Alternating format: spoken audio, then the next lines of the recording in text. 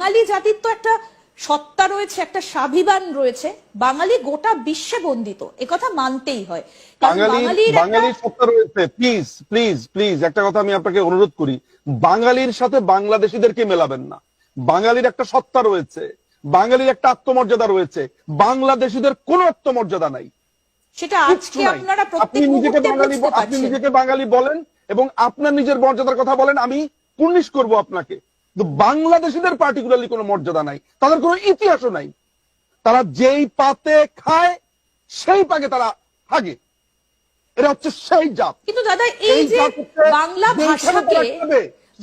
ভাষাকে মর্যাদা দিতে সেই যে বরকতরা যেভাবে তারা নিজেদের আত্মবলিদান দিয়েছিলেন, 21শে ফেব্রুয়ারি গোটা বিশ্বে পালিত হয়, কোথায় গেল আজকে বাঙালি জাতির সেই সত্তা, সেই বাংলাদেশের মানুষের সত্তা, সেই আবু বরকতদের? আমি আর বলতে রাজি না। এই জঙ্গি দেশ, এই জঙ্গিস্তান, এটা একটা জঙ্গিস্তান, এটা একটা উজবেকিস্তান, এটা একটা আফগানিস্তান। এই দেশকে বাঙালি জাতি কেন বলেন আপনি? কেন নিজেকে কেন আপনি সেলফ অপমান করছেন কেন? আপনি যদি এই জাতিকে বাঙালি বলেন তাহলে আপনিও তো বাঙালি, তাহলে আপনি আপনার নিজের পরিচয়টা খারাপ করছেন।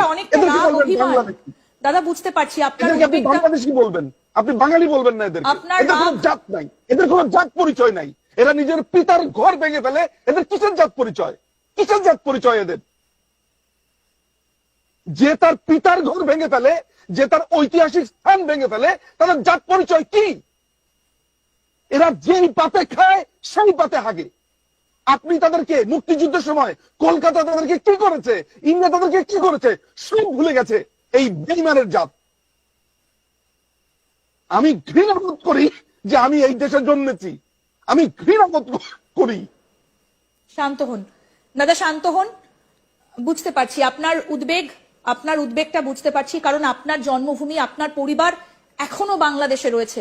আপনি উদ্বেগে দিন কাটাচ্ছেন, সেটা আপনাকে দেখে বোঝা যাচ্ছে। আপনি কতটা অস্বস্তিতে রয়েছেন সেটা আপনাকে দেখে বোঝা যাচ্ছে।